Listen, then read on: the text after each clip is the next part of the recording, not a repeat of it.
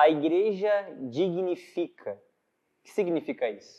Nós às vezes pensamos que a igreja é somente um lugar para estarmos vivendo uma jornada com o outro. Mas a igreja é um lugar de realmente vermos a dignidade, o desenvolver de um chamado, de uma vocação daqueles que talvez nunca seriam ouvidos. Não é à toa que quando pensamos em igreja e talvez os movimentos mais carismáticos, como o pentecostalismo, houve um grande crescimento no mundo fundamentado na pregação de pessoas simples para pessoas simples.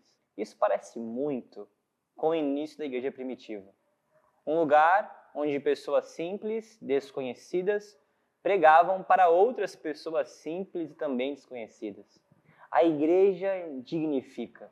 Mas, afinal, por que o Senhor deseja isso de nós? Por que o Senhor nos chama para pregarmos o Evangelho? Qual é a grande beleza nisso tudo? O apóstolo Pedro, ele responde essa questão e nos faz pensar a importância da igreja.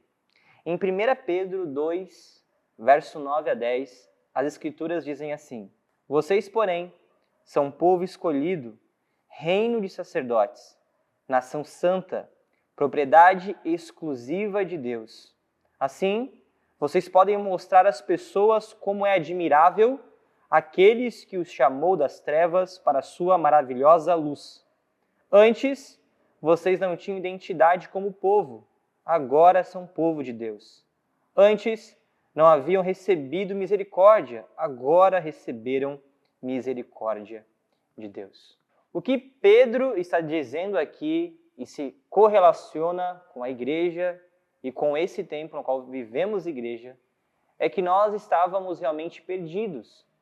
Perdidos não somente no sentido de não saber para onde ir, mas perdidos em nós. A nossa identidade estava fragilizada por conta do pecado. Nós não sabíamos quem nos amava e quem não nos amava. Nós estávamos perdidos a viver e, quem sabe, a perder a vida com algo sem sentido. Realmente a vida não tinha sentido sem Jesus. O que Jesus faz, e Pedro nos instrui, é que nós temos uma vocação.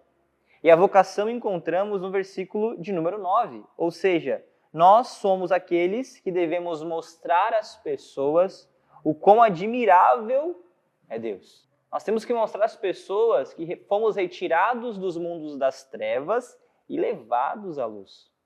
Ou seja, o nosso testemunho é necessário. Esses dias nós não ouvimos mais tantos testemunhos. Parece que é vergonhoso falar dos pecados passados ou das dificuldades. Mas o que Pedro está instruindo aqui é que igreja é o lugar onde se desenvolvem pessoas que estão dispostas a contar as suas histórias para outras histórias. Paulo diz que nós somos, e que ele realmente também era, uma carta viva. Uma carta viva significa que tem uma história. Não é algo sem sentido, não é algo sem valor, mas realmente toda uma história que conta o enredo das mãos do Senhor conduzindo. Nós precisamos aprender que o nosso testemunho tem valor, porque a nossa história tem valor. Talvez não para muitos outros, mas para Deus. Nós, como Pedro fala, não tínhamos identidade e somos chamados de povo de Deus.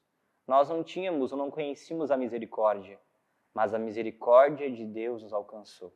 Logo, somos o povo de Deus, a igreja do Senhor Jesus, o lugar que dignifica, afinal, traz a verdade àquilo que tinha sido esquecido, transforma a identidade daqueles que estavam perdidos. A igreja é importante, nós somos a igreja, por isso não caia nesse conto mundano e talvez detestável que diz e que afirma que é possível viver com Cristo sem viver igreja. Igreja realmente não é um templo, igreja não é uma estrutura, mas igreja são pessoas. Isso é possível viver com pessoas quando nós criamos histórias. Logo, use a sua história e compartilhe ela para que outras histórias possam ser anexadas à sua própria vida. Viva a igreja, porque ela nos dignifica, trazendo uma grande verdade. A misericórdia de Deus nos alcançou e sempre nos alcançará.